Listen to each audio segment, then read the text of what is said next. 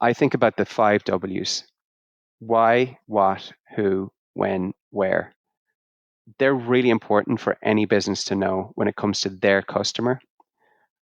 What you sell your customer is usually over-indexed, so people usually know what they're selling, and any good business is really proud of what they're selling. Very few are indexed enough on why their customer buys from them, and more importantly, why they buy from them now, which is where the stuff with jobs to be done comes in.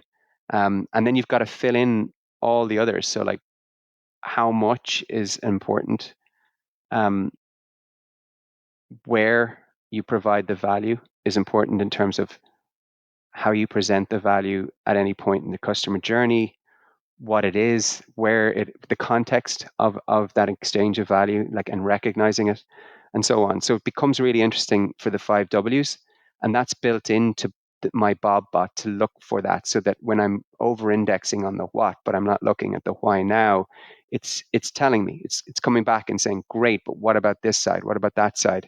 And that informs my whole business and the business of my clients.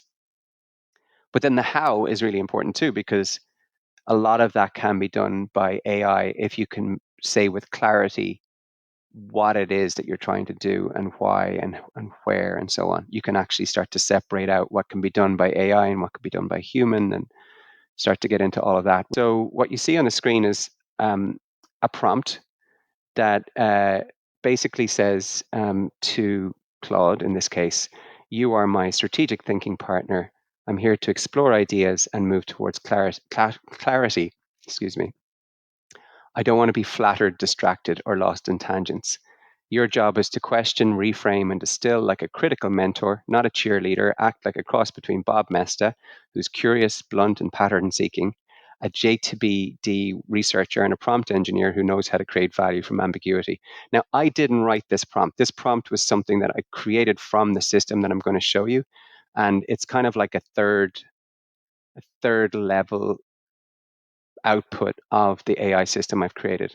But I wanted to show you kind of where I am now with the Bob bot, and that I can use this particular prompt to output from a session the insights, blind spots, next steps, and tangible outputs that I need from any conversation I have. So it prevents me from going off on these mad tangents with all of my work, and allows me to kind of go out, to come back in, to really explore ideas, to really explore large sets of data when it comes to client data, for example, and then to come back in and get really proper output. So it allows me to go really far out into the spider web thinking that I love, but then also bring it back into outputs and tangible things that can actually be used.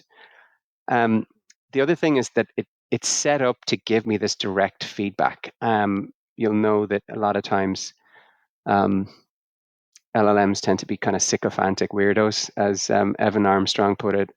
So this, what it does is it kind of speaks to me like, not like Bob would, but very like Bob would. It uses a lot of the terminology and phrases that Bob repeats, like contrast creates value, and context creates value rather, and contrast creates meaning. There's a lot of jobs to be done, kind of jargon that is kind of built in there, so that it reminds me to come back to the coaching that is important. Um, and then as I come through various conversations, I can tell the bot what I'm up to.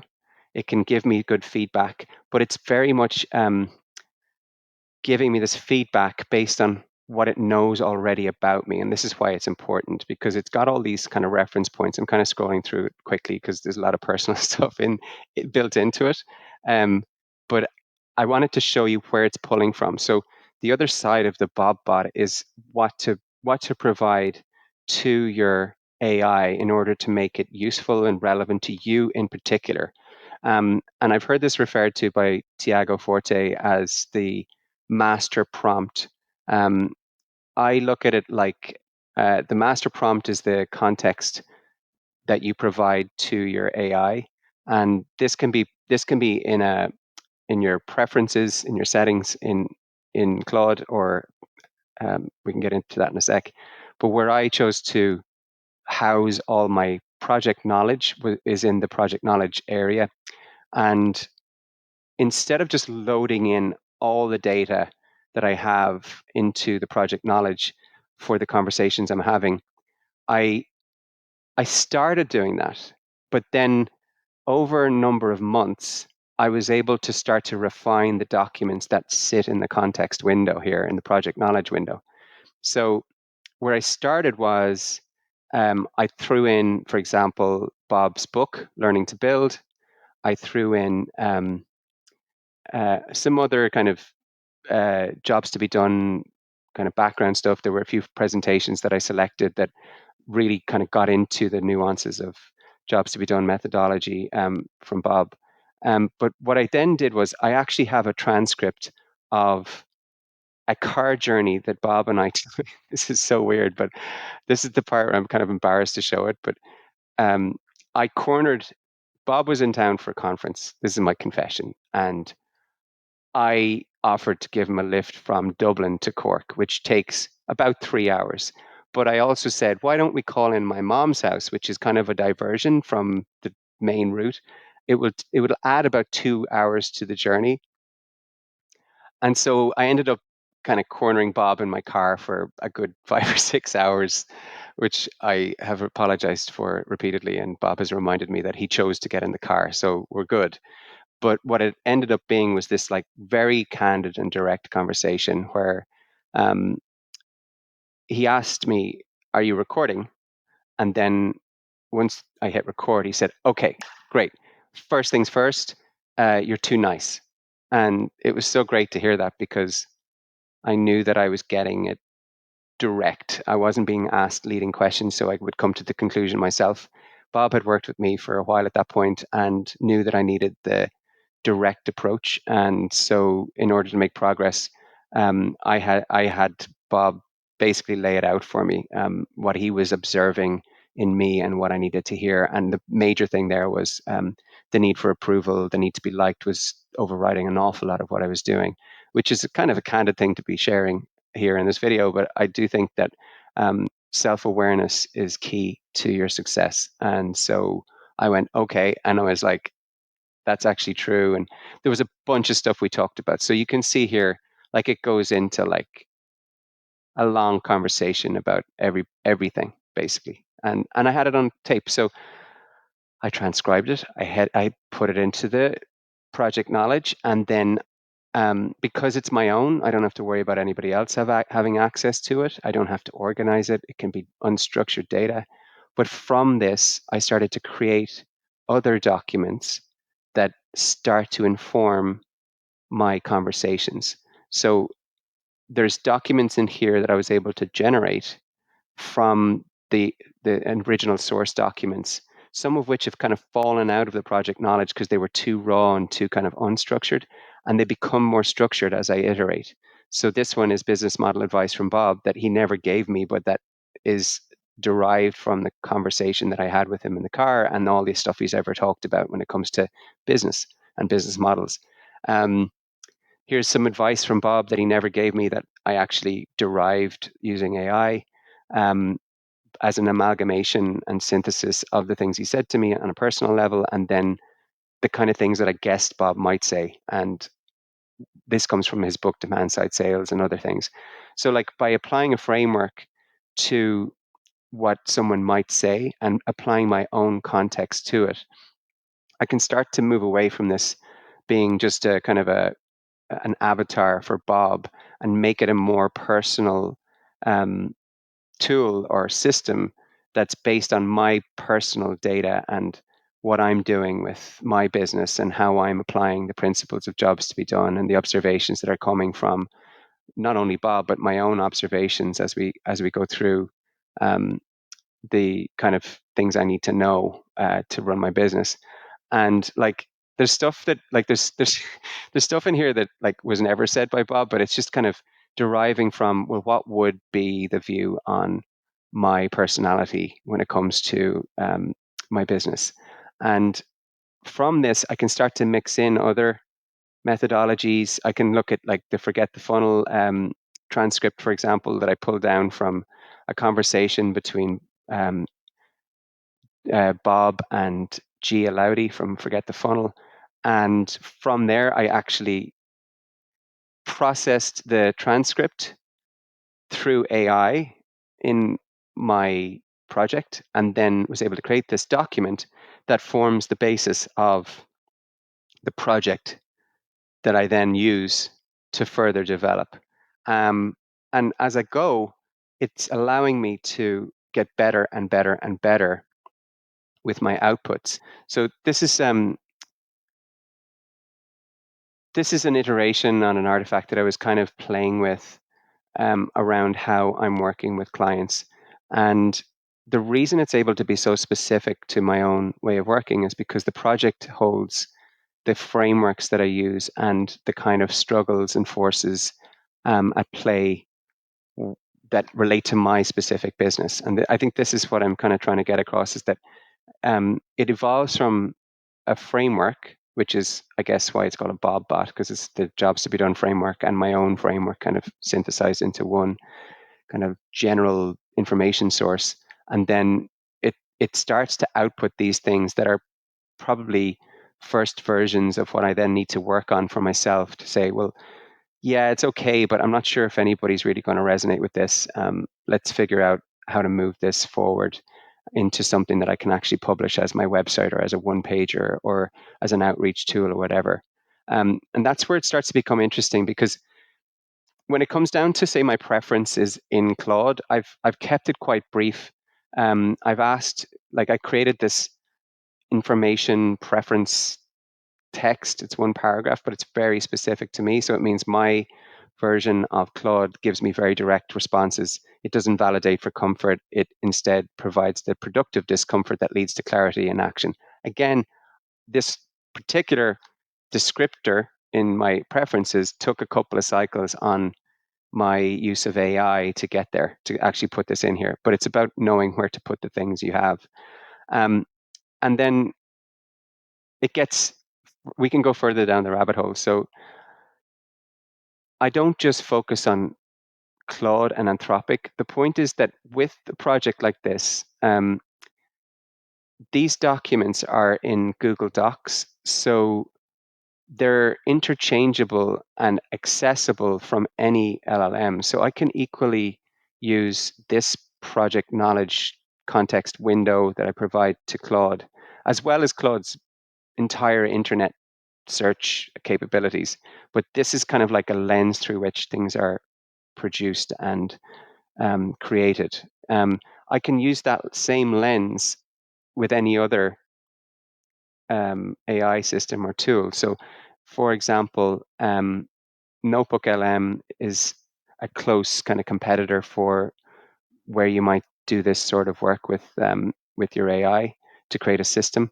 And what I did here was kind of meta in that I exported my entire year's worth of conversations from Claude and my Bob bot.